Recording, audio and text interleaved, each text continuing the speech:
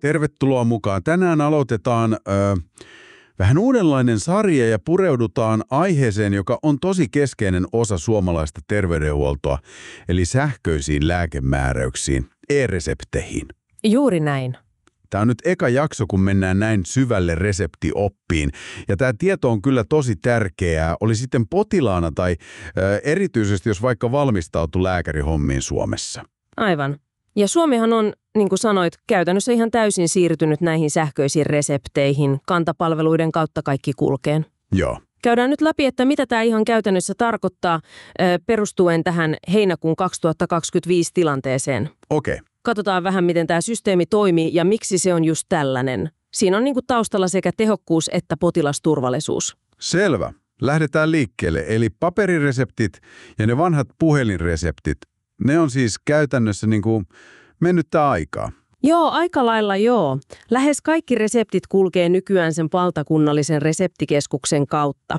Ja se on osa niitä kantapalveluita, joita Kela ylläpitää. Okei. Ja Fimea, eli lääkealan turvallisuus- ja kehittämiskeskus, valvoo tätä kaikkea toimintaa. Eli se vanha ajatus, että apteekkiin jää joku alkuperäinen paperi, se on nyt historia. Just niin, se on vanhentunut. Potilas taas näkee ne omat reseptinsä tosi kätevästi sieltä omakantapalvelusta. Kuulostaa kyllä tehokkaalta. Mutta miksi näissä e-reseptissä pitää olla niin tarkat tiedot, mitä kaikkea siihen niin kuin vaaditaan? No se tarkkuus on just se potilasturvallisuuden juttu tässä digisysteemissä. Pitää olla ihan yksiselitteistä. Joo. Eli ensinnäkin potilaan tiedot, koko nimi ja suomalainen henkilötunnus. Tai jos sitä ei ole, niin sitten käytetään keinotunnusta. Selvä. Tällä varmistetaan, että lääke menee oikealle henkilölle ja että ne Kela-korvauksetkin toimii. Okei. Sitten lääkärin tiedot, nimi, selyksilöintitunnus eli SV-numero yleensä ja toimipaikka. Mutta nämä tulee automaattisesti. Ai niin, joo. Kun lääkäri kirjautuu sillä omalla varmennekortillaan, niin järjestelmä hoitaa sen. Takaa sen tiedon oikeellisuuden. Okei, no entäs sitten se itse lääke? Mitä siitä pitää ilmoittaa? Siinäkin on tärkeyttä se selkeys, eli lääkkeen nimi, joko kauppanimi tai sitten se vaikuttava aine, eli geneerinen määrääminen onnistuu. Joo. Sitten lääkemuoto, onko se tabletti vai kapseli vai mitä. Niitä vanhoja lyhenteitä, niin kuin tabl, voi edelleen käyttää. Vahvuus numeroina, vaikka 500 milligrammaa, ja sitten se määrä, pakkausten lukumäärä ja koko. Esimerkiksi just 2 × 100 tabla. Okei.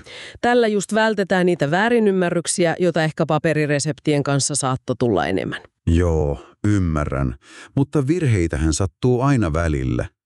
Mites sitten, jos siihen e-reseptiin tulee joku virhe? Voiko sen vaan niin kuin korjata lennosta? Ei ihan niin helppoa. Jos lääke on jo toimitettu apteekista, vaikka vaan osittainkin, niin sitä reseptiä ei voi enää muokata. Ai jaa. Silloin lääkärin pitää mitätöidä se koko virheellinen resepti sieltä reseptikeskuksesta ja sitten tehdä kokonaan uusi, korjattu resepti. Okei. Mutta jos lääkettä ei ole vielä haettu ollenkaan, niin sitten lääkäri voi vaan mitätöidä sen virheellisen ja tehdä uuden tilalle. Ja tämä mitätöinti näkyy sitten heti. Kyllä, se näkyy heti potilaalle siellä omakannassa ja kaikille apteekeille, eli turhia reissuja ei pitäisi tulla. Ja tärkeää on myös, että se syy sille mitätöinnille kirjataan aina potilastietoihin. Selvä juttu. No entä se reseptin uusiminen? Muista joskus kuuleeni sanan repetiitio. Onko sekin nyt poissa pelistä? Joo, repetitio on ihan historiaa. Nykyään puhutaan vain reseptin uusimisesta. Ja toinen iso muutos on se voimassaoloaika. Niin. E-resepti on nykyään voimassa 2 vuotta. Siitä päivästä, kun se on määrätty tai uusittu. Aiemminhan se oli vain vuoden. 2 vuotta, okei, eli tuplasti pidempään. Miten sitä uusimista sitten pyydetään? Potilas voi pyytää sitä itse omakannasta.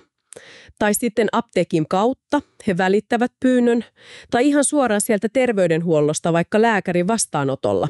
Ja lääkäri sitten katsoo tilanteen. Juu, lääkäri arvioi sen hoidon jatkotarpeen, ja jos kaikki on kunnossa, uusii se reseptin sähköisesti sinne kantaan. Mutta voiko lääkäri myös estää sen uusimisen? Miksi niin tehtäisiin? Kyllä voi, ja se on itse asiassa tosi tärkeä työkalu hoidon hallinnassa. Siihen reseptiin voidaan lisätä merkintä uusiminen kielletty. Se vanha termi oli Ne iteretur.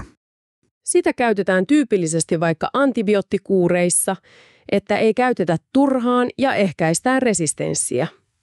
Loogista. Tai sitten lyhytaikaiseen käyttöön tarkoitetuissa lääkkeissä, niin kuin vaikka vahvoissa kipulääkkeissä. Ja myös silloin, kun lääkitys vaatii säännöllistä seurantaa ennen jatkamista. Esimerkiksi. No, vaikka tietyt verenpaine, mieliala tai veren ohennuslääkkeet.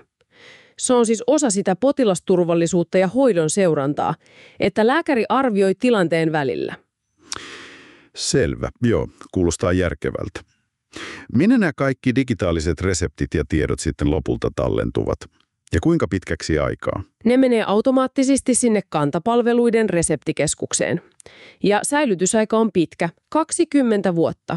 20 vuotta, oho. Entäs jos joku paperiresepti vielä joskus tehdään poikkeustilanteessa? Joo, niin.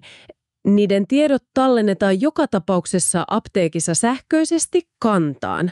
Ja sitä itse paperilappua säilytetään apteekissa lain vaatima aika. Yleensä se on 5 vuotta.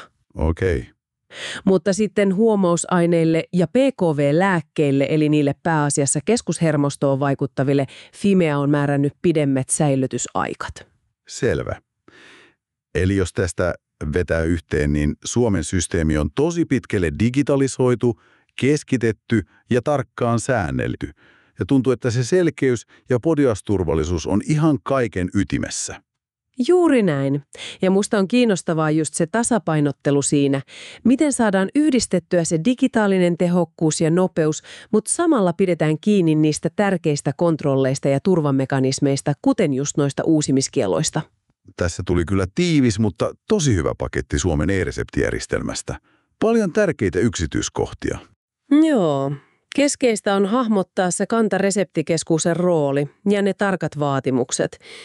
Ne on kaikki sitä potilasturvallisuutta varten, mutta pitää muistaa, että nämä käytännöt ja lainsäädäntö voi aina muuttua. Niinpä, tietysti. Eli se ajantasaisin tieto kannattaa aina tarkistaa virallisista lähteistä. Eli Fimea, Kela ja Valvira ovat ne keskeisimmät. Hyvä muistutus. Ja hei, jos tämä syväluotaus oli sulle hyödyllinen ja varsinkin jos vaikka valmistaudut lääkärin työhön Suomessa, niin kannattaa kurkata meidän lääkäreille soittolista. Aivan. Sinne kerätään just tämän tyyppisiä työn kannalta olennaisia sisältöjä. Tilausohjeet ja linkki löytyy tämän jakson kuvauksesta. Ja vielä lopuksi semmoinen pieni pohdittava asia. Miten sä arvelet, että tällainen keskitetty sähköinen systeemi vaikuttaa siihen lääkärin ja potilaan väliseen suhteeseen verrattuna niihin vanhoihin paperireseptiaikoihin? Mielenkiintoinen kysymys.